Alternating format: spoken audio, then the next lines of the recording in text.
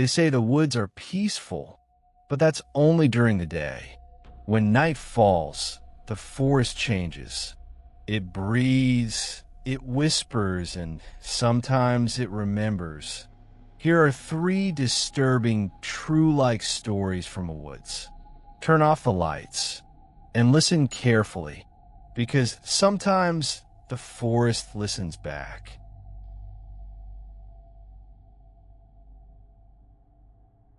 Eli was a wildlife photographer who loved silence. He went alone into ashen woods, chasing the sound of a rare owl. The forest was quiet that morning, too quiet. No birds, no wind, just his footsteps on wet leaves. When Eli took his first picture, something strange happened. The sound of the camera shutter echoed like the forest exhaled. He frowned. That happened again. Every time he took a picture, the trees seemed to move, their bark pulsing like lungs. He touched one trunk and felt it twitch. The next moment, he heard whispering, a dozen voices, soft and wet, saying, stay still, let us breathe." He raised his camera, and through the lens, he saw faces in the bark. Eyes, mouths, frozen in silent screams. He dropped the camera. Roots began wrapping around his ankles, pulling him down. The forest exhaled again, and Eli realized what the mist around him really was. It wasn't fog. It was breath from the trees that were still alive.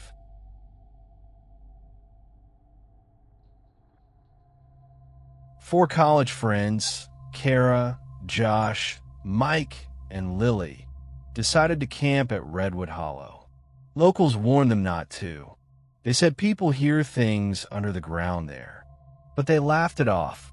The first night went fine, campfire stories, beer, laughter, until around 2 a.m. The ground started humming. A deep, low vibration like something alive beneath the soil. Kara pressed her ear to the ground and whispered, "There's someone screaming down there." They thought she was joking, but when they all listened, they heard it too.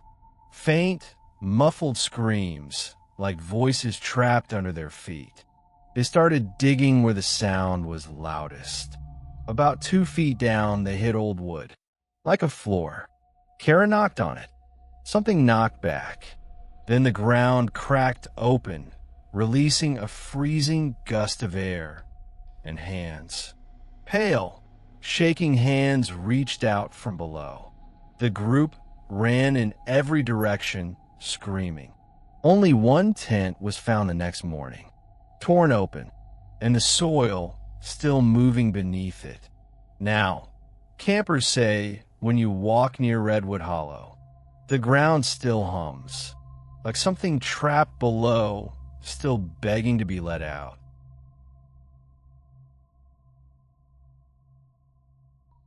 Locals around Black Pine Forest tell stories of a ghostly figure known as the LanternMan, a burned, faceless man who walks with a glowing lantern, calling travelers deeper into the woods. Marcus, a vlogger, didn't believe it. He wanted views, so one night, he went in with a camera and flashlight. He joked, "Hey, LanternMan, come show me your scary face." At first, nothing happened. Then, a soft orange light appeared between the trees. A lantern swinging slowly. He followed it, laughing. Each time it disappeared, it reappeared farther in, leading him deeper and deeper. The smell of smoke grew stronger, and then he heard the crackling of fire. When Marcus finally caught up, the figure turned. Its face looked like melted wax, and the lantern's light was burning inside its skull. Marcus dropped his camera and ran, but the flame followed, faster, brighter, until everything went black. His camera was found the next morning. The footage showed one last thing: a lantern glowing in the dark, and Marcus's reflection burning inside it.